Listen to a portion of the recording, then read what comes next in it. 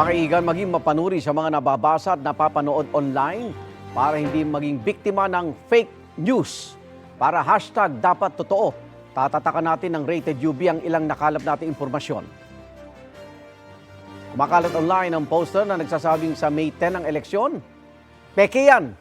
Red flag ang naturang peking poster dahil una, hindi ito nakapost sa verified at official social media accounts ng COMELEC. Sa comelec.gov.ph, May 12 ang nakalagay na election calendar. Green flag dahil official itong website ng COMELEC. Panawagan ng komisyon, huwag nang magpakalat ng peking impormasyon at i-verify lagi ito. Para sa eleksyon, dapat totoo. Igan, mauna ka sa mga balita, mag-subscribe na sa GMA Integrated News sa YouTube para sa iba't ibang ulat sa ating bansa.